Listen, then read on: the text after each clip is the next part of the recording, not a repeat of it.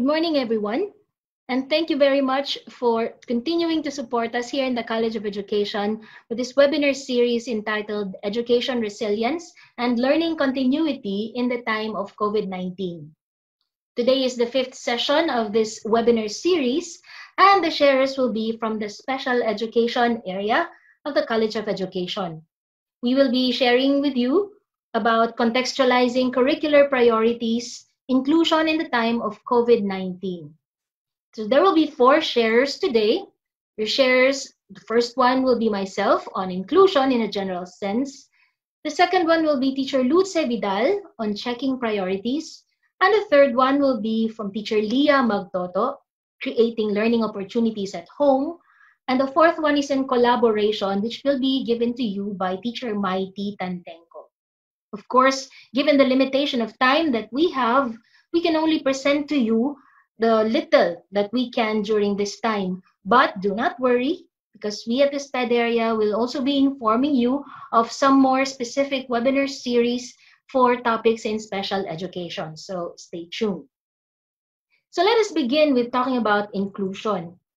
Rather than defining it, because we have defined it many times already, there are many sources that can tell you about this also. I just want to highlight some of the important aspects of inclusion. First, that inclusion is based on the fact that we have diverse learners in our classrooms. Just as our society is diverse, our classroom is also filled with diverse learners.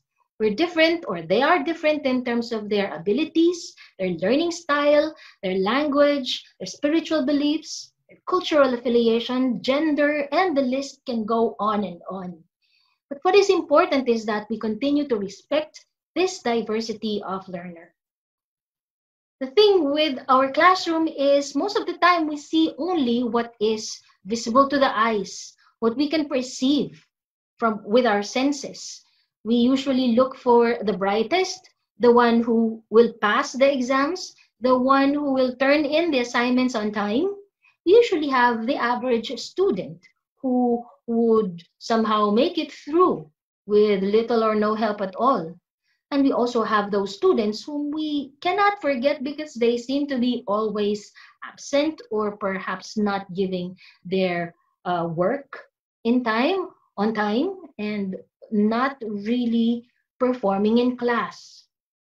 So we set standards as to who will pass and who will not pass because they have to reach the same learning competencies. But what we don't see is what's happening within these learners.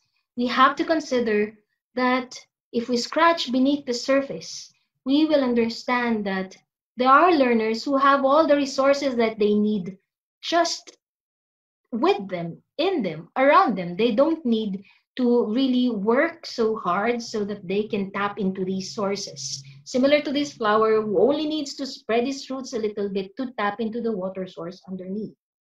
No help needed. They will go through regular schooling with flying colors. They have the essential cognitive ability, the physical ability necessary for them to survive schools.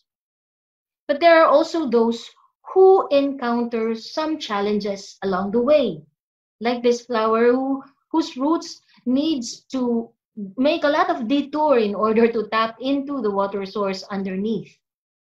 These are the learners who may need a lot more supervision, a lot more help and reminders so that they can make it in school, so that they can succeed in their classes.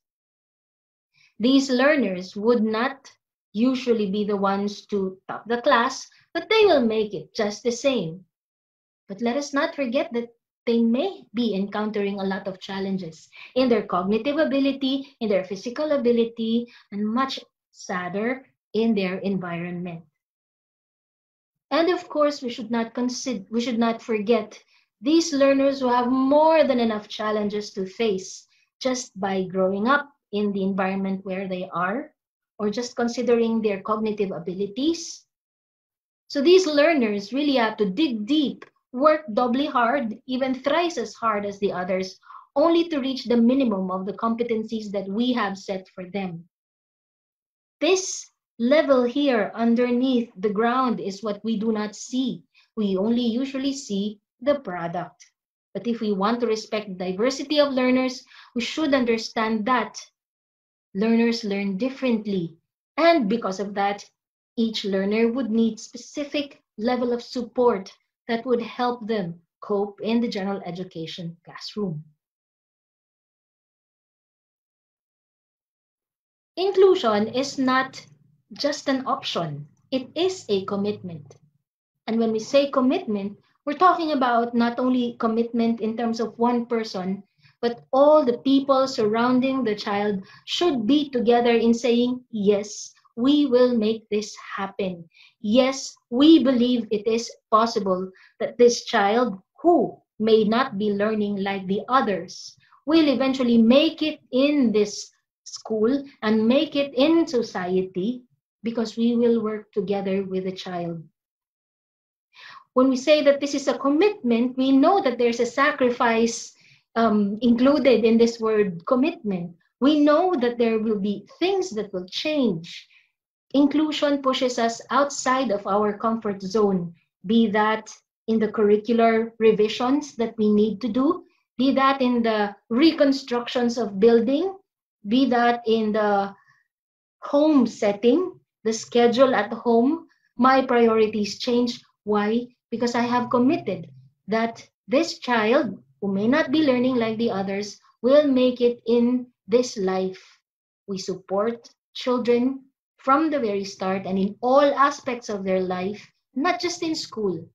And that is why inclusion can be done even when school has now become online schooling and the main place for school or learning now is the home and not the school building as we've known it before.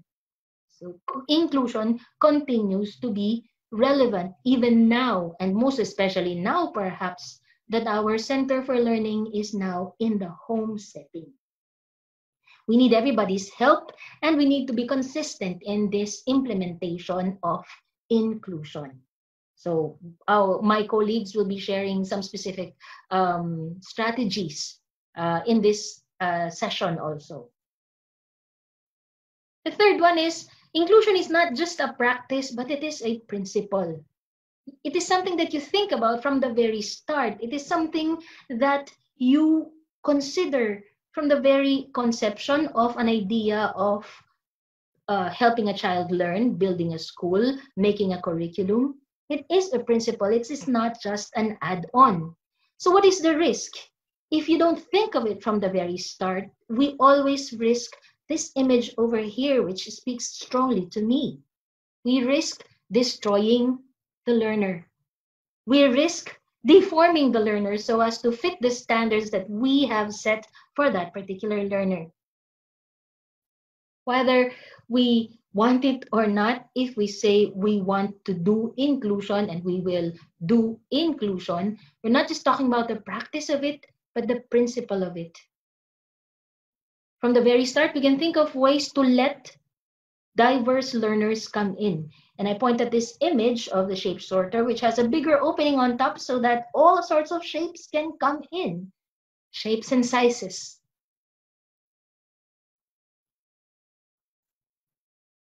Next is that inclusion redefines being fair. Inclusion is redefining what is it to be fair. This is a classic example of this particular aspect of inclusion. There are actually 3 kids behind the wall who wants to see something very exciting the other side of the wall. However, we see only one, and perhaps 1/10 of the other child, and the other child we don't see at all. Let's try to look at it from behind the wall. There they are. There's Miguel, little Lucy, and Juan. So they want to enjoy something outside, something at the other side of the fence, but they can't do that, not all 3 of them at least. But, well, Miguel is enjoying the view. Perhaps we can do a little help. Why not put them all on a high bench so that Miguel, little Susie, and Juan can enjoy the view? There's a problem here. Miguel is in danger of toppling over the wall, and we don't want any accidents, of course. while of course these two are already enjoying the view. But what about Miguel? We don't want any danger for him. So inclusion is not giving the same for all. That's not being fair. That's not respectful of the individuality of the learner. If we want to be truly respectful of this diversity, then we might probably think of another way to help them reach their potentials. So let's try again. Perhaps we can give each one the specific needs that they have. Why not provide the height, the stool with a height that each one needs so that they can actually enjoy the view more comfortably without the danger of one of them falling off or toppling over the wall. Inside the classroom or inside this idea of inclusion, fairness doesn't mean giving the same rules for all, giving the same support for all. But it's all about knowing what each learner needs and providing it accordingly, as best as we can, given our limitations, of course. So let's try to look at this from in front. Isn't that such a happy sight to behold, to have all of them enjoy the view? But we know that at the back of it, we've given them the support that each one needs. So being fair is not about the same for all. That's not inclusion and that's not fairness. But it is giving the opportunity for each one to participate in society according to the individual needs of the child. Last but not the least, it is more process than product. Inclusion is more process than product.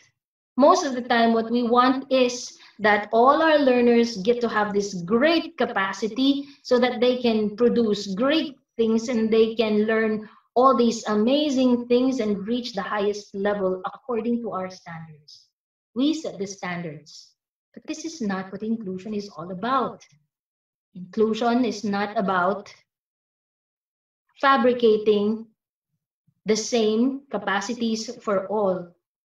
Inclusion is about respecting whether this learner has a thimble-sized capacity, a mug-sized capacity, a glass-sized capacity, a picture-sized capacity, or a tank-sized capacity.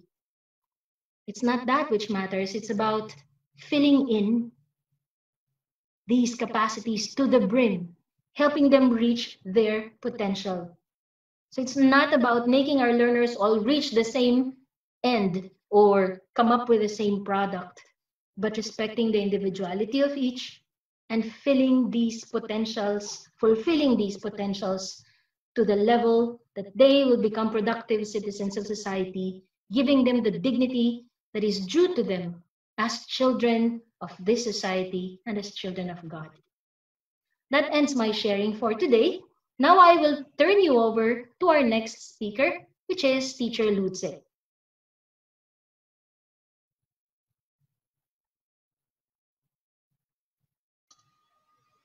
Thank you, Teacher Darlene. Hello, everybody, and welcome to the second part of today's webinar on contextualizing curricular priorities as we talk about inclusion in the time of COVID. I am Teacher Lutze, and I am tasked to discuss with you checking priorities. And when we say checking priorities, we mean in the key points that include the child, the context, and the carer. Who is the child that we will be talking about? The child with special needs or the child with disabilities, and also children who have difficulties. We talk about context or the physical environment, the social milieu, the people around the child. We talk about the carer. The carer is you, me, as teachers, as parents, and other stakeholders who attend to children with special needs. So, sa panahon ngayon, naiisip lagi natin ang mga batang may kapansanan bilang sa iba nga sinasabi nila kawawa, pero actually hindi naman sila kawawa, no? We can think of opportunities for them to learn, to grow, even to shine at this point. However, we admit that it's really very difficult to do that as of now, no? Sabi nga ni Hill, hindi siya nagtagalog, pero ang sabi niya, hindi daw nagiging flexible yung mga bata ng mga kapansanan at this point, no? They tend to get stressed by the environment because suddenly nag-iba yung environment. And so siguro, we have to look at the child more closely and we have to ask these questions. So we ask, how is the child really? No? Yung sa totoo lang, kamusta talaga yung bata? Hindi lang physical ang tinitingnan natin, hindi lang natin inaalam kung may sakit ba siya or wala. Ang gusto din natin malaman at this point, ano yung mga behaviors na meron siya or ano yung mga changes na nangyari sa kanya. Anong mga areas in special education, we always talk about different developmental areas. So anong mga areas or anong area in particular ang dapat na i-prioritize natin at this point because we know that in that area, the child needs the most help. We also talk about additional challenges. Alam natin na sa pandemyang ito, talagang marami ang nag-iba at marami talagang hinaharap tayo na medyo mahirap no, at this point. Na kahit tayo ng mga walang kapansanan, kahit yung mga anak natin na walang kapansanan, nahihirapan. No? But how much more for children with special needs? Ito yung mga batang may conditions or may disabilities to start with. And so therefore, we think about the changes in their behaviors. No? May mga feedback ako from parents na ang mga anak nila mas mainipin ngayon or mainit lagi ang ulo or laging nagtatantrums or sometimes hindi na nila maintindihan dahil hindi nila nakakausap. No? So we might not be able to know right away, but we know that there is something happening to them. No? And so siguro kailangan malaman din natin, marami tayong pwedeng sources of information at pwedeng gawin. No? In other words, we have strategies na we can adapt para malaman din natin kung ano yung talagang nangyayari. So for example, if you are teachers wanting to know about your students, siguro it's high time that you ask the parents, no? You talk to them. Doesn't have to be Zoom all the time. Pwede namang magtawagan lang kayo sa telepono or mag-text lang, no? Para lang alamin kung kamusta talaga yung bata at magbigay tayo ng key points para malaman ng parents kung ano ba talaga ang pinapa-observe sa kanila, no? Because observation is a very good strategy. However, parents are not ready for that. No? So kailangan natin silang tulungan at bigyan sila natin ng mga guidelines kung paano gagawin yon. Another important source, of course, will be the IEP. Kapag may IEP kasi, nalalaman na natin ang status ng bata doon. No? We only have to check the goals, the terminal objectives, yung goal para sa kanya sa isang quarter or sa isang buong taon. And then we check on the en route objectives or yung mga steps, nasaan na siya banda doon. No? All of these things we will know kung may IEP. However, not all children with special needs have IEP. Kahit na sa totoo lang, dapat talaga meron sila. Ano?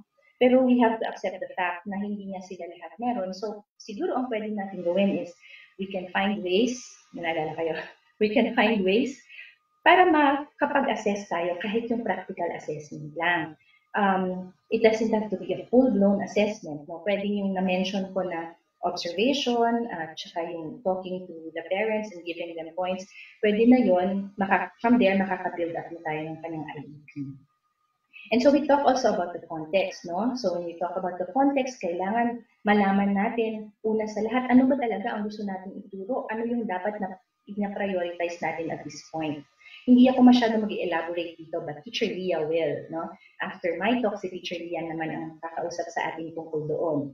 When and where do I teach? Para sa ibang mga bata na walang kapansanan, ang easy lang sabihin na dito sa isang corner gagawin natin parang classroom, meron kang chair table, and then that's it, no? Sa mga children with special needs, ang dami natin kailangan i-consider.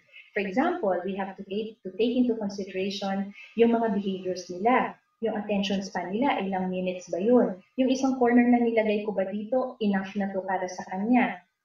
Or baka mamaya hindi kailangan ng any corner or any setup for that matter. Kasi pwede naman siyang turuan sa iba pang paraan, no? And so that brings us to the point of how do I teach, no? In other words, ano yung mga strategies na pwede natin gamitin, no? Para makapagturo tayo. Medyo mahaba na usapin ito, no? Kung tutuusin. Sa UP nga, sa UP SPED, several courses are actually allotted just for this topic, no? Strategies and methods. And so, mahirap pag-usapan din ngayon, pero hindi ako magpa-promise, pero siguro isa yun sa pwede natin pag-usapan later on in our future webinars. Kasama yung IEP na alam ko marami sa atin ang gusto sanang matuto kung paano gawin yun. Maybe we can talk about it, no, para mas we can practicalize IEP designing, no. Okay, so kahit anong kaguluhan pa man, ang isa talagang dapat na naiisip din natin is paano natin masisigurado na ang inclusion ay buhay pa rin at talagang nagagawa pa rin natin kahit hindi na sa school. No? Remember, inclusion is actually a frame of mind or a way of living. So hindi kailangang nasa school para mag-practice ito. And bakit importante siya? Kasi it gives opportunities for children with special needs to grow, to live, to laugh, to learn, no, with other typically developing children. In other words, karapatan kasi din nila yun na dapat they can feel that they belong. So how do we do that, no? Yung context natin kailangan covered yun. And so sa question ng when and where do I teach, I think isa talaga sa makakasolve ng problema natin ang routine na sinasabi or yung schedule. It doesn't have to be a strict schedule as the one you see in your screens, on your screens, pero siguro dapat isipin din natin, how do we keep the children constructively busy? Sa anong oras pinakamaganda ito para sa batang pinag-uusapan natin? Ang routine kasi madami siyang nasusolve. No? For example, for children with hyperactivity or impulsivity, as long as they're kept constructively busy, nawawala yung pagka-restless nila kasi may sunod-sunod na activities, no? Children who have fixations, for example, kapag may varied yung activities natin, nalilesen or nawawala totally yung fixations. Even yung mga executive functioning skills, no? Yung time management, paano ko i-sequence yung activities ko such that I have enough time for so and so, no? Can also be solved by a routine. And ang routine, ang maganda sa kanya, pwedeng centralized, no? Lahat ng family members pwedeng sumali at magkaroon din ng routine. And so therefore, nasusolve din niya yung relational, no? Probably may mga relational issues kayo na meron, no? Isa din siya sa pwedeng makasolve noon. How do I teach? Sabi ko nga, medyo mahaba ang usapan na ito. So siguro ang pwede natin gawin, let's review for those who are instead, no, the universal design for learning, kasi ito yung 3 principles niya dito, pwedeng maging guidelines natin, no, pagka nag-iisip tayo kung ano yung ipa-prioritize. For example, we try to think of ways to engage the child, no. Kung sa school ginagawa ng teacher, sinasali siya sa mga activities na kung ano pa man ang activities, siguro sa bahay, ano yung isipin natin, paano natin siya i-engage pa more. Yung representation, or in other words, how we present the materials, and ano yung mga resources na pwede. Kasi hindi naman pwedeng all the time puro online resources, especially with these children, like yung mga gadgets, hindi pwede sa kanila all the time yun kasi nag-create ng fixation and nag-create din ng hyperactivity na ayaw din naman natin, no? Na gusto nga natin i-address. So hindi pwedeng gano'n. Pwede tayong mag-isip ng ways pa. Action and expression kung paano, anong means na pwedeng ma-express ng bata para malaman natin kung talaga bang natuto siya. So isang magandang nangyari sa pandemic is now we are able to think of practical ways kung paano i-apply, no, yung mga naituturo natin. So that in itself is already an evaluation of whether or not the child learns. We will talk about UDL more, hopefully, sa mga future webinars namin, and then baka mamaya ma-mention din siya ni Teacher Olivia.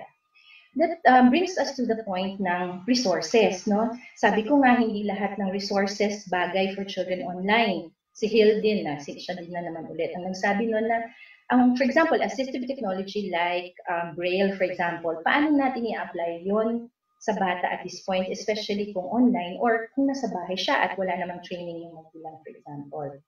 So, ito yung panahon siguro na kailangan nating mag-8.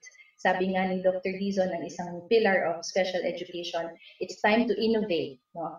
Back to basics, anong meron tayo and gamitin natin siya, or find ways to upcycle kung anong meron tayo, find ways to create. No? Baka mamaya may mga ideas tayo na pwede natin i-share, pag-usapan natin and gawin natin. No? And initiate. It doesn't have to be a big step, pwedeng baby step lang, no? One single step, one step at a time, pwede natin gawin, but it's high time that we do. Kasi if not us, and if not now, when, no? Kaya nga umabot tayo sa ganito din siguro kasi hindi din natin na-foresee na may ganito. So magandang sa ngayon pa lang, gawin na natin kung anong pwede natin makakayang gawin.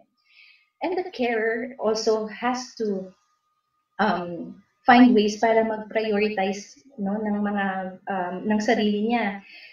Sabi nga natin, yung mga parents ngayon ang medyo ine-expect natin sanang tumulong sa atin to teach the children.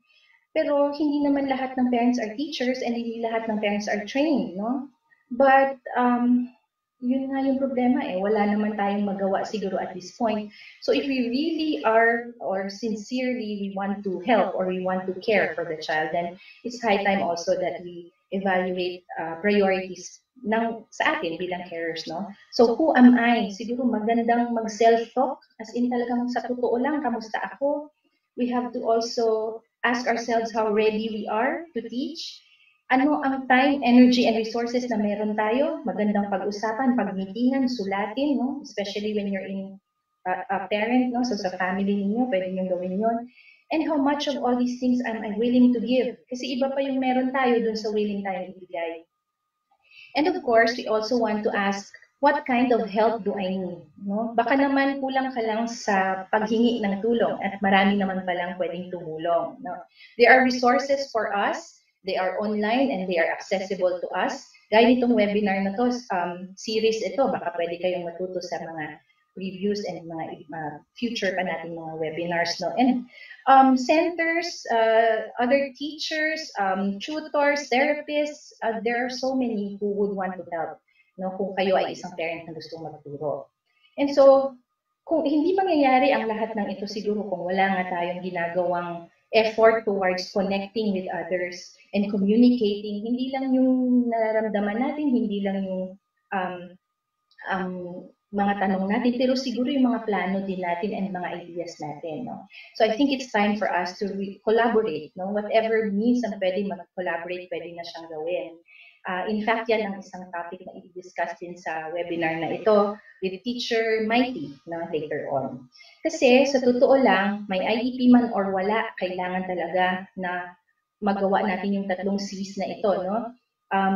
For us to be able to know exactly kung anong kailangan ng bata at kung paano natin siya maibigay doon sa bata. And so I believe na kung inclusion lang ang pag-uusapan, inclusion is very alive and it's always achievable. The thing is, we only have to do it one person at a time and one step at a time. We don't have to have grand plans at this point. We only have to evaluate what we have, back to basics tayo, and then think of ways to let the child feel that he also belongs. Sa panahon na to, hindi kailangan sa school siya nagbe-belong. Alam natin yon. So sa bahay, how do we make sure that he belongs? Sa ating mga activities and sa mga tao around the child, no, he has to feel that, and so we have to give him or her more opportunities also to do stuff or to do activities that are inclusive. So I hope you learned something from today, and I hope to see you in our next webinars. Thank you so much for listening, and I'll turn you over to our next speaker. Thank you. Magandang umaga sa inyong lahat. Ako po si Teacher Leah. Kamusta na po tayo? Sa panahon ng pandemya, maraming magulang at carer na nagtatanong, paano ko ba matutulungan ang mga anak ko? Di naman ako teacher. Pati yung mga guro nagtatanong din, paano ko matutulungan ang aking mga estudyante na nasa bahay naman sila? Sagot dito ay Creating Learning Opportunities at Home. Kaya yan ang title ng presentation na to. If there's just one thing that I want you to take away from this presentation, it is the feeling that there are things that you can absolutely do right now. Equanimity, UDL, and MELC. Why are they there? UDL is the Universal Design for Learning, and MELC stands for the most essential learning competencies of DepEd. Why will I mention these? This is because you can use them to create learning opportunities at home. Are our child-rearing practices and educational systems effective? We're not quite sure. We have to wait for our children to grow up and be successful to know. Equanimity, UDL, and MELCs can be used to nurture behavior that can indicate that your child is learning.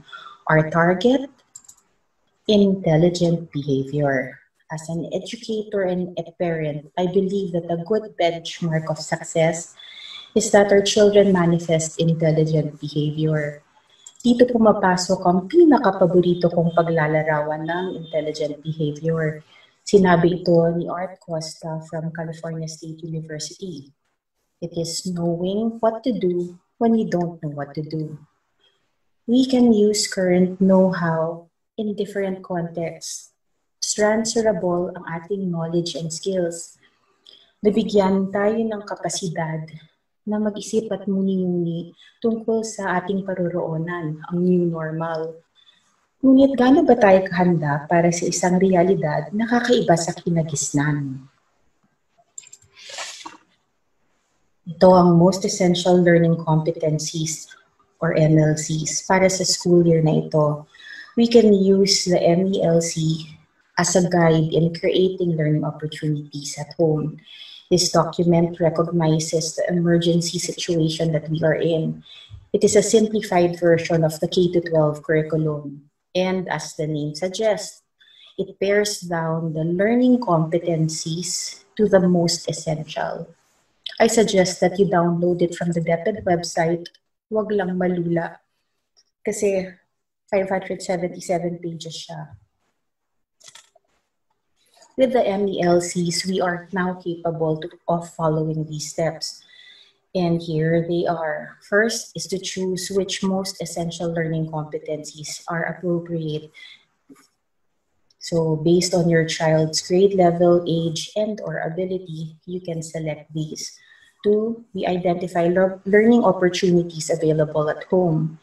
And we now actively pursue these learning opportunities to reinforce the selected MELCs that we have chosen. It sounds simple enough, right? So all you have to do is go to the MELCs in the part of your child's previous grade level. Kung incoming grade 3 siya, tignan ng grade 2 para mabasa natin kung anong dapat kaya niyang gawin sa ngayon. Tapos, titignan din natin ang grade 3 para malaman natin kung ano ang mga kailangan niyang matutunan sa school year na dadating, ang 2020-2021. Kung nasa SPED ang anak ninyo at wala siyang grade level, gamitin natin ang age o ability, edad o abilidad. May mga susunod na webinar para dito. For now, you can use the MELC as a checklist to see what your child can do, especially if your child does not have an IEP yet. Oops, balik lang tayo. Lalabas na parang ganito. So, incoming grade 7 student ang anak ko.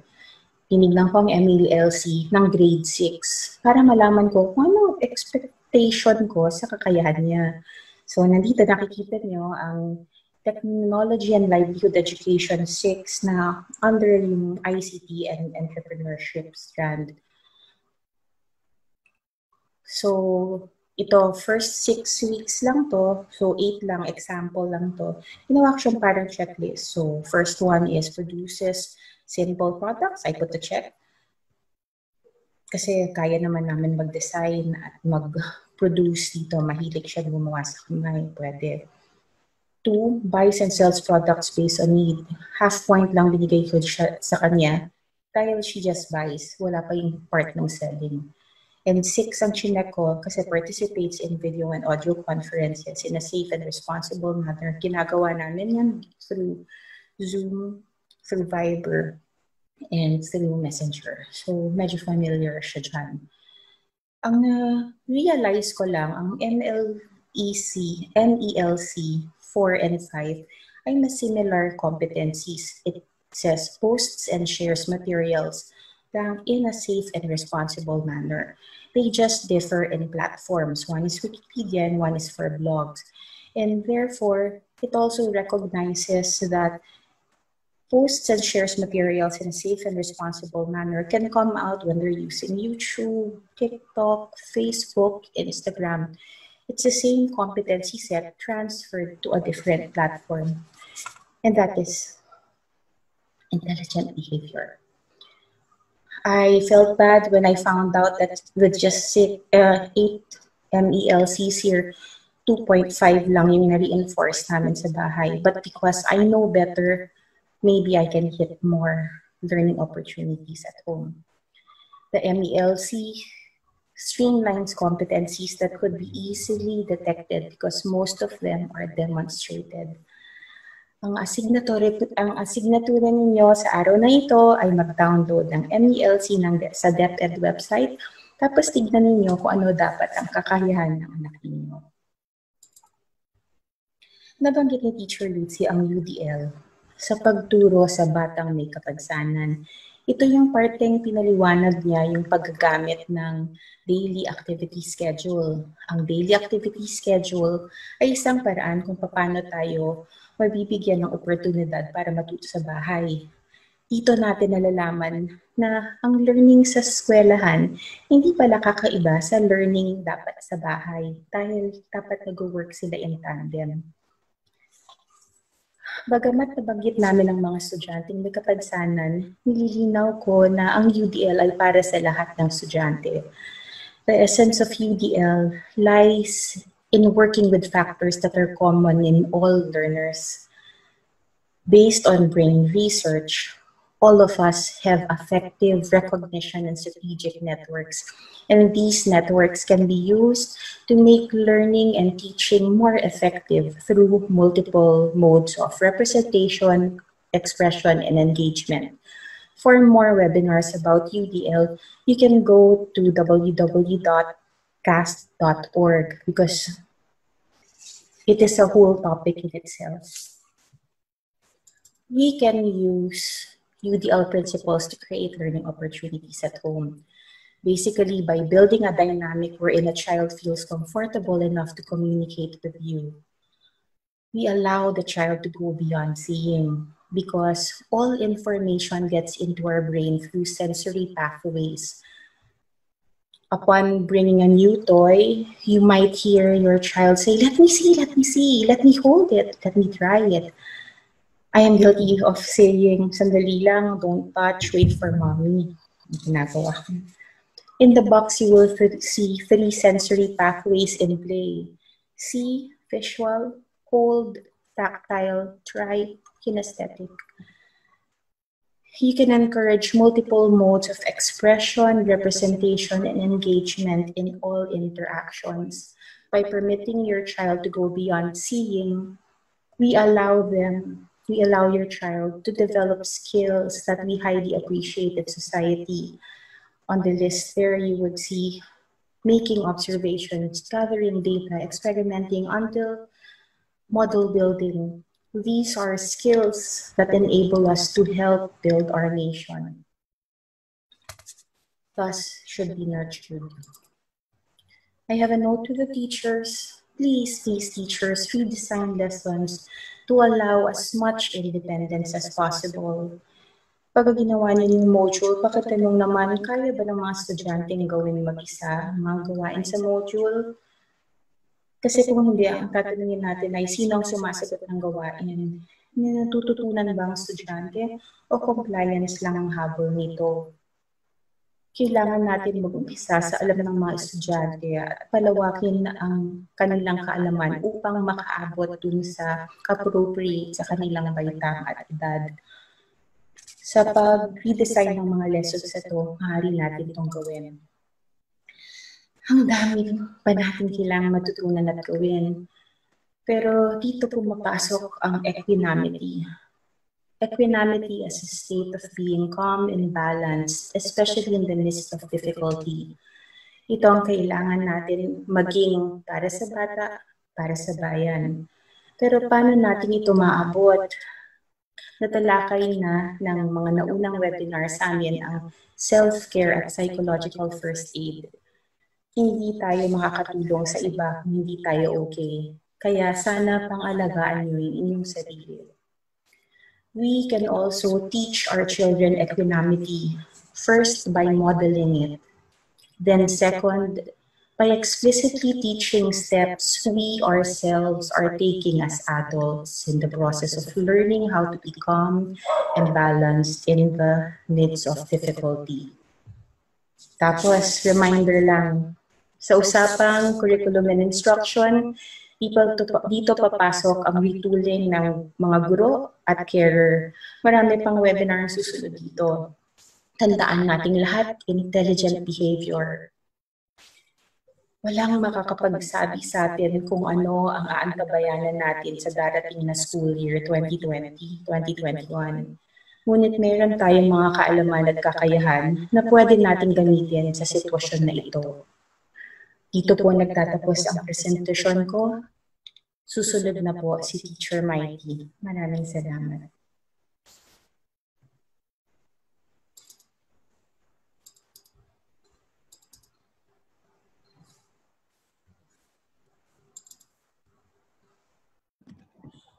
Thank you, Teacher Leah, and good morning to everyone. Ako po si Professor Myra, Trinidad, Tantengco. And today, we're going to look at transdisciplinary collaboration as a strategy in helping learners with disabilities continue in the acquisition of knowledge and skills despite the closure of schools due to emergency situations such as COVID-19.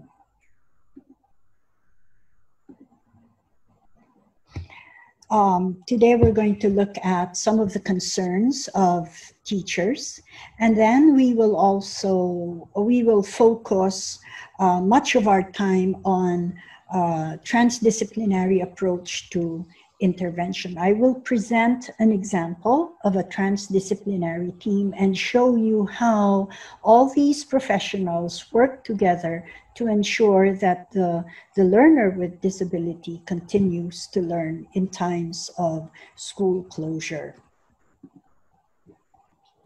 CNN Philippines reported that the closure of schools due to COVID-19 has affected more than 27 million students in our K-12 education system. And 4.4 of these learners are studying in private schools, but almost 24 million are studying in public schools. Among these more than 27 million students are learners with disabilities. Now, we are concerned about these learners with disabilities, and teachers are asking questions such as, kamusta na kaya ang aking mga estudyante? Naalala pa ba nila ang mga leksyon na tinuro ko sa kanila bago nagsarado ang mga klase dahil sa COVID-19? At kung naaalala nila, na-apply pa ba nila ito sa pang-araw-araw nilang pamumuhay? Are they learning well kung sila ay sumasali sa online teaching? And through all of these, while the learners are staying at home, kamusta ang mga magulang? Kamusta ang kanilang proseso ng pagtulong sa mga bata upang magpatuloy ang pagkatuto? Now, these questions bother us educators because we know that right at the beginning, mayroon na talagang learning gap sa pagitan ng learner with disability and learners without disability. And dahil sa pagsara ng mga paaralan, ay ine-expect na ang learning gap na ito ay lalo pang lalaki. Sapagkat katulad ng sinabi ni Teacher Lutze kanina, makagawa ng 3 steps forward ang estudyante. With the closure of schools, may 2 steps backward naman. And this is what many researchers in the field of education call the COVID-19 slide. Now, what are we going to do to minimize the effects of school closure in the lives of learners with disability? I present to you today transdisciplinary collaboration as a strategy. Now, the strategy is composed of a team. The strategy involves a team. The team includes parents of learners with disabilities. If the child is old enough, like siguro 13, 14 years old, nasa high school na, the learner is included in that transdisciplinary team. The SPED teacher should be there. If the student is learning in an inclusive setting, then the Gen Ed teacher should also be there. Now, part of the transdisciplinary team are the different professionals, allied medical professionals that may be on board to help the child develop further, such as in this figure, occupational therapists, speech and language specialists, physical therapists, depende sa pangangailangan ng bata, depende sa kanyang disability, ang mga professionals that compose the transdisciplinary team. No? So this team is unique. Child looked at the needs of the child and put their brains together to come up with the goals and the strategies that can be applied so that the child can meet his learning goals for that academic year. Now, in times of COVID-19 and school lockdown, this transdisciplinary team can meet again and discuss ano ba yung mga mahahalagang skills na kailangang matutunan ng bata habang wala siya sa paaralan. And pag-uusapan nila ito, sharing their knowledge and their skills in coming up with a plan to address the needs of the child. Now, I'd like you to look at the next slide. This is what happens after the transdisciplinary team has come up with their common goals and strategies. They share whatever knowledge they have, the skills they have, the learning resources, the lesson plans, anuman ang kailangan para matulungan ang pamilya, na tulungan ang learner with special needs at home. Yun ay kanilang pag-uusapan at i-share. And then, mag-a-assign sila ng isang miyembro ng transdisciplinary team na magiging case manager or lead interventionist. This lead interventionist will go to the family and coach the family so that they would be more knowledgeable, more skilled, and more able to help the learner with special needs at home. Now, it is the case manager's responsibility to develop the parents' knowledge and sense of self-efficacy in teaching their children. Now, how do they do this? The case manager makes sure that the parents understands the lesson. Mahirap turuan ng isang bata kung ang magtuturo mismo ay hindi nakakaintindi ng leksyon. So the parent must understand the lesson, and not only that, they must understand the learning outcomes upang ito rin ang ide-develop nila at babantayan nila. They should know how to use the learning materials that are given. And so the case manager models how the learning materials are used so that the parents can properly guide their children. Now, like Hindi lahat ng mga magulang ay nakakaalam kung paano turuan ng maayos ang isang learner with disability. Hindi naman sila, maraming magulang ang walang degree in SPED or walang degree in any of these allied medical professions. And so it would be helpful if the case manager could share videos to the parents so that mayroong knowledge and skills development naman ang mga magulang. Now that would increase their self-efficacy. The case manager can encourage parents to share the challenges they encounter in teaching their children.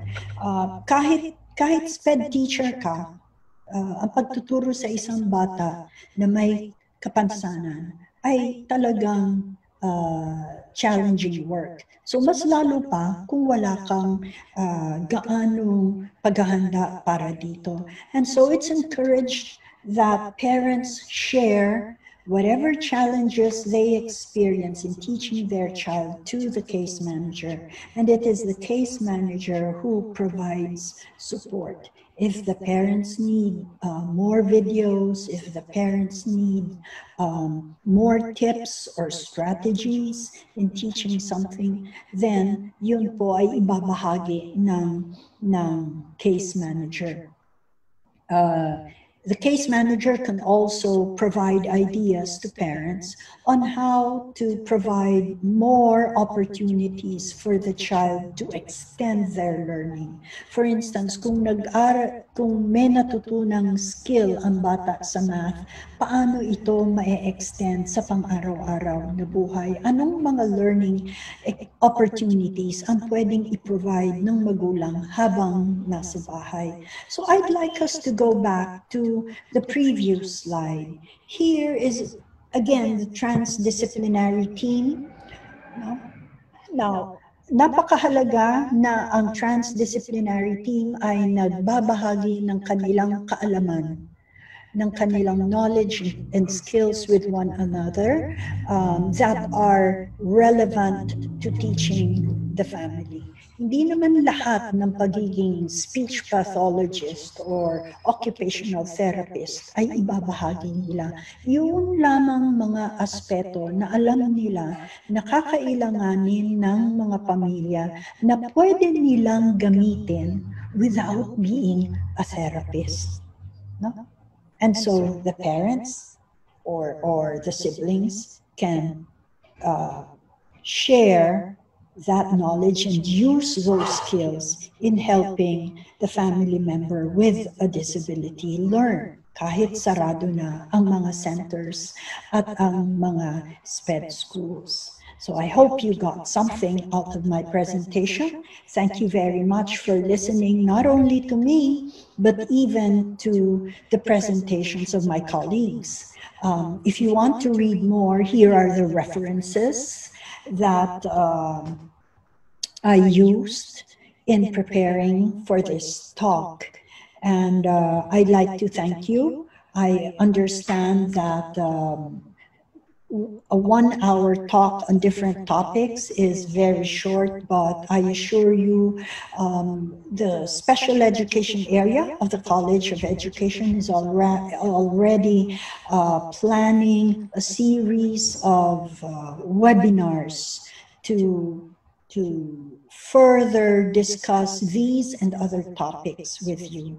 Maraming salamat po. And I'd like to open the floor now for your questions. We will do our best to answer them. Thank you very much.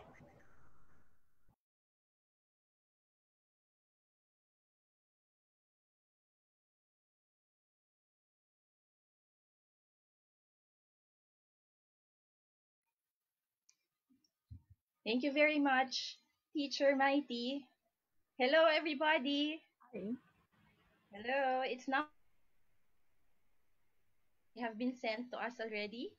And so I'll be reading them one by one. And the speakers will try our best. We will try our best to answer. Okay, for the first question, this is from Miss Georgina Galvez. She says, Good day. I am teaching 1 to 3. I guess this is grades 1 to 3 in a private school, but I have some students who are autistic. Is it okay for them to be in the mainstream class? All right. So if they are in your class, maybe we should call it an inclusive class and not a mainstream class, because if it's a mainstream class, then most likely they had gone through standards before, or measure, or ways of, they have been tested or assessed such that they are ready for that class in that level. But when we say inclusion, we do not mind the levels anymore. And so we just let them into your classes, because we believe, as teacher Darlene said, that inclusion is a principle, it's not a practice. So we just don't put her there or him there. But what we are actually doing is to give opportunities for that child to be with the typically developing classmates. So it's okay for them to be there. In fact, that's the best place that they are in. It's a matter of giving them opportunities, not the same opportunities as your other students, no, but the opportunities to be able to address their needs and to be with the typically developing peers. All right. I hope I answered your question. For the second question, let me see. This is from Miss Jasmine Velasco. It says, "What are the non-negotiable, I guess, non-negotiables in creating an inclusive online class?" Teacher Darlene, would you like to answer this? Yeah, I actually saw also this question. Non-negotiables, I would go to first and foremost, no, yung non-negotiables, we think of it already as practice. Atras ko lang ng konti, no? I will rewind a little bit at our mindset. Again, inclusion is not just at the level of practice, but a lot of the panic that our teachers are experiencing is because of their readiness. Yun ang laging sinasabi sa atin na hindi kami ready, hindi wala kaming training, hindi again in the field of skills, nandun agad tayo. Wala kaming skills to handle these children to be really inclusive. Well, we recognize and we laud that fact, no, na very good. Thank you very much for being honest and true that we don't have the skills yet. But before we even go to the skills, there's a more important part. If inclusion is indeed a principle, part of it is in terms of our attitude, in terms of our mindset. Have we really accepted that students who learn differently can also be accepted in our classrooms? Have we really agreed in our mind truly that these children can learn? And the more controversial question might be, do we really believe that they deserve a chance in society? Those are the non-negotiables for me. I would go back to the principles before the practice of it. Now, if we believe that, if we are in it, then we can go to the practice.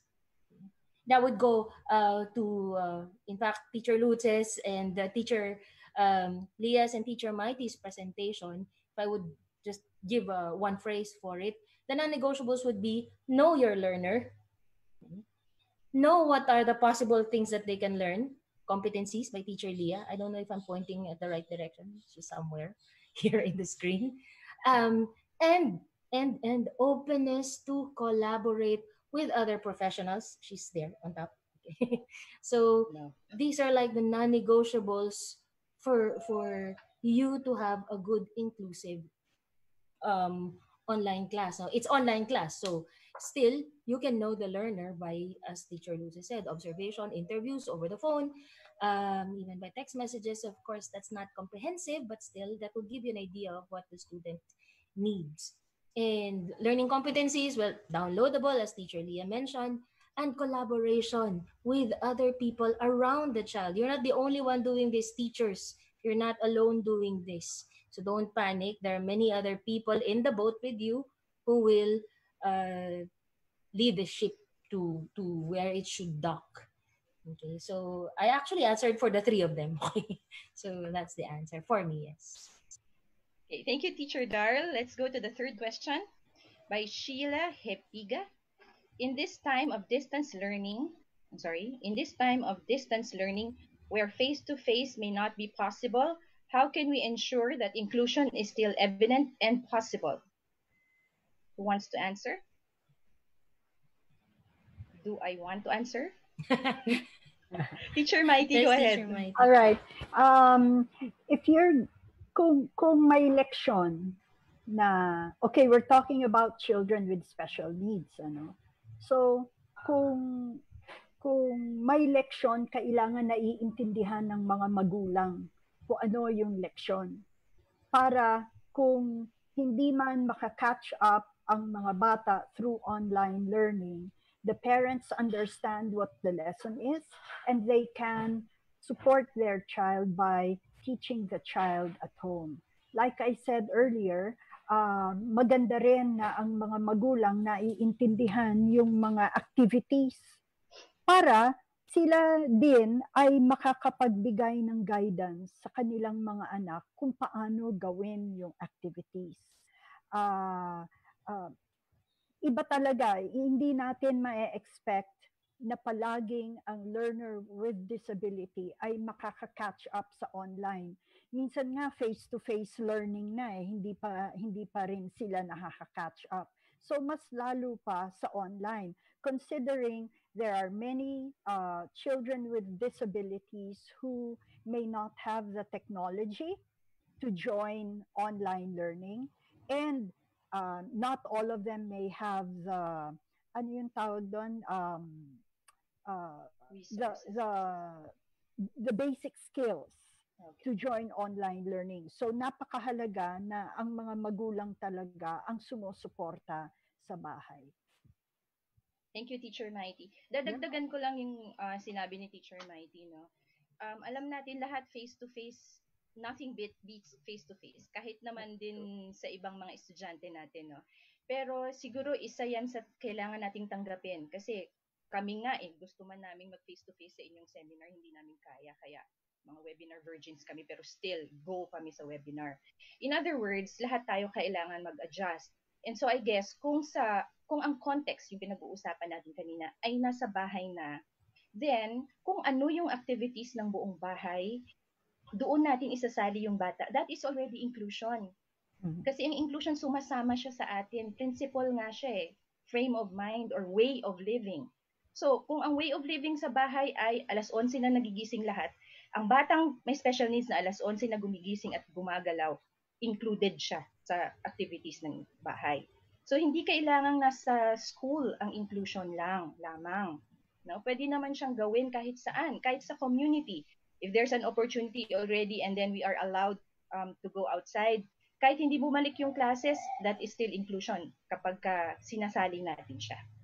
All right, may I go to the next question? Just one point. Yes, teacher. I want to highlight what we're trying to give to our listeners, to our viewers, na nilalawakan natin yung isip. No? Nakatuto kasi tayo sa online class na, tapos module, medyo school pa rin ang primary mover, no? And that's, there's truth to it. Ganun naman talaga kasi school talaga din ang magbibigay ng kung ano yung content ng matututunan ng mga bata. But let's not be boxed in this kind of thinking because again, parents, kuya, ate, kasama mo na si Bantay, si Muning, si Tagpi. This is the time where we can really be very much part of the child's learning. So, kakawala tayo ng kaunti dun sa struktura ng eskwelahan na kilala na natin, and we'll go into the basics as Teacher Lutze mentioned. What do you find in the house? That's all. All right, thank you. For the next question from Do and Roll, sa mga pampublikong paaralan, karaniwang pagsubok ay ang labis na bilang ng mga mag-aaral. Paano mo bubuhayin ng mabuti at maayos ang inklusyon? Who likes to answer?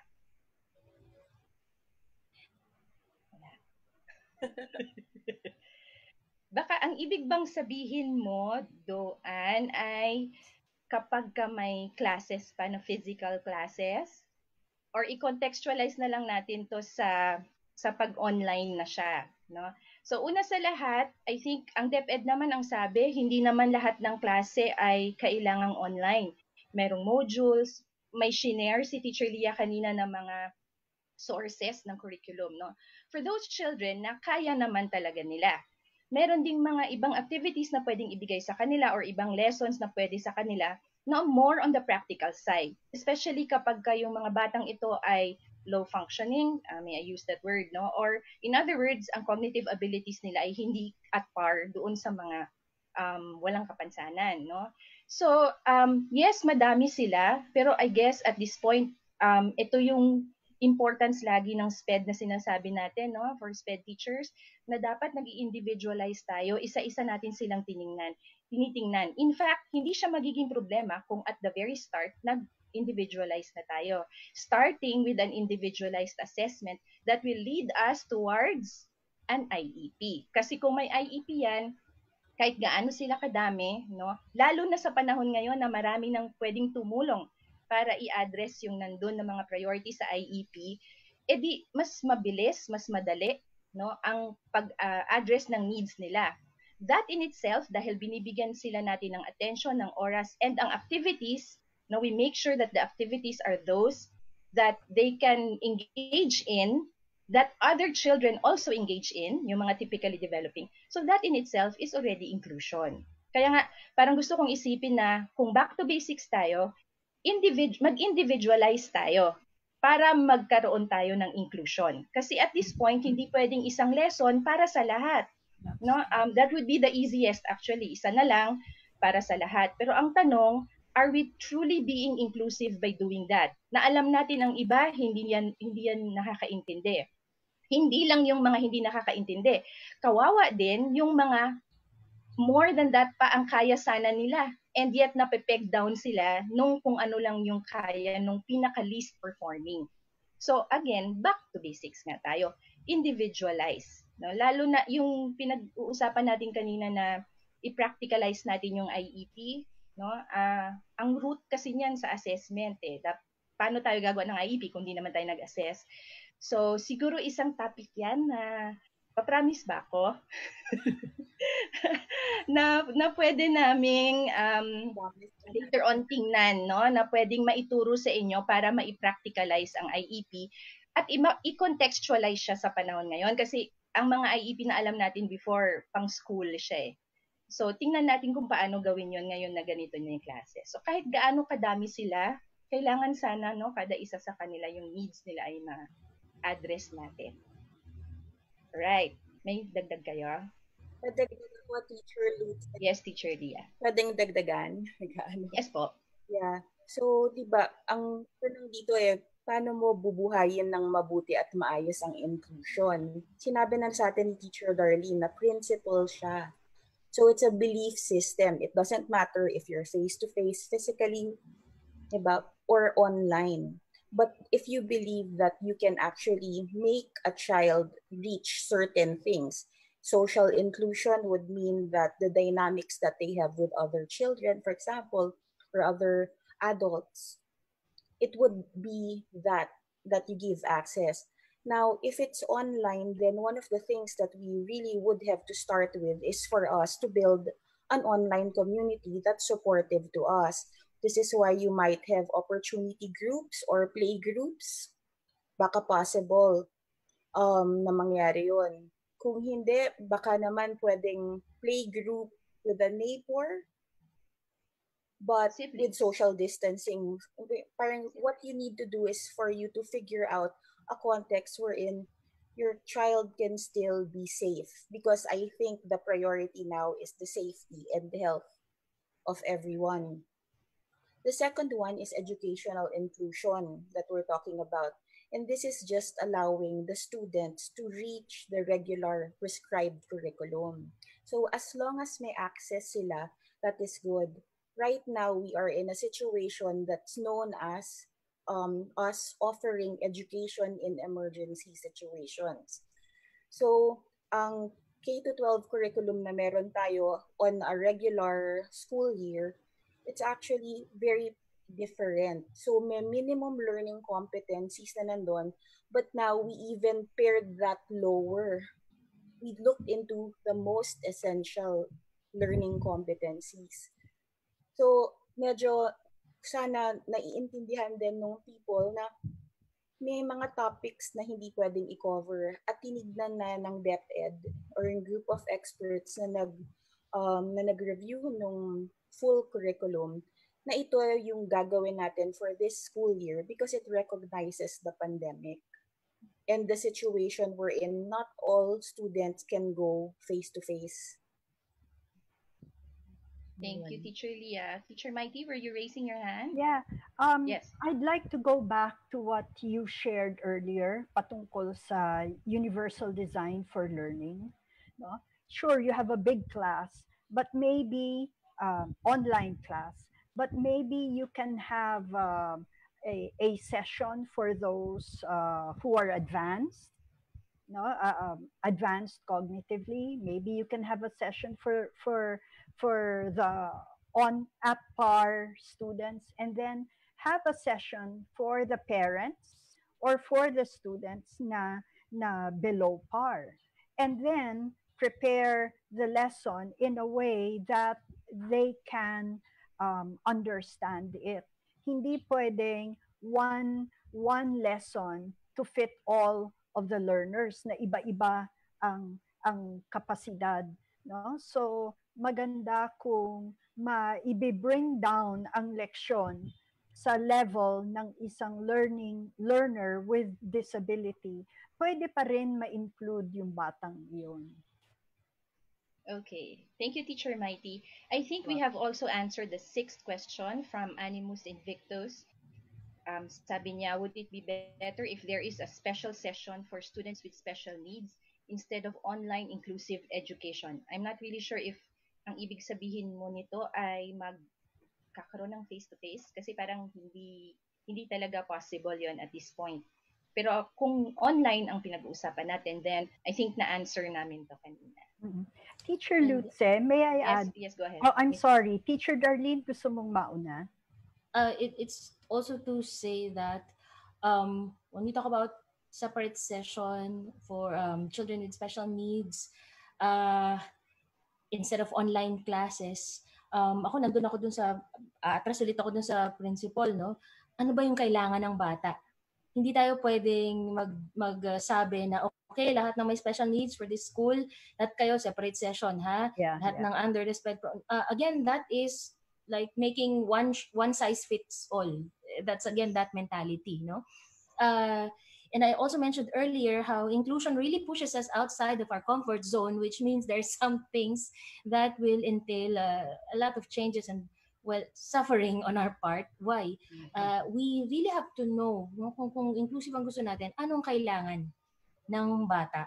Ano ang paraan para mas matuto siya? Kung kaya niya ng online, bakit hindi? At the considerations of this really entails another topic, no? So we're already daring ourselves in saying that we will most probably have future sessions that will talk about the details of delivering services, no, helping students with learners with special needs. But the point here is know the learner. What do they need before you even say, sige, lahat kayo, pag may special needs, face to face. Pagka wala, it's not that simple, no? We have to know them. And if there's so many, because that's not realistic, ilan yan, isa-isahin mo. Then we can cluster them according to the needs, and we can serve their needs by cluster.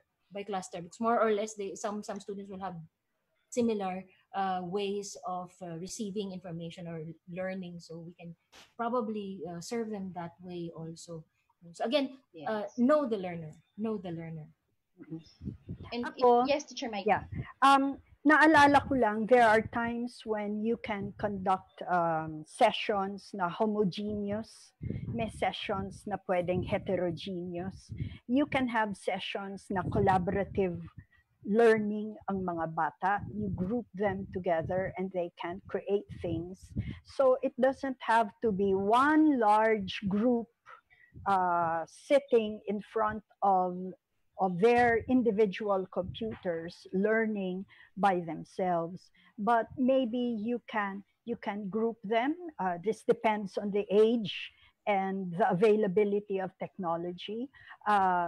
Maybe you can group them into working groups and they can work on projects para hindi lagi na one teacher talking to 40, but they can help each other learn from one another by dividing them into collaborative learning groups.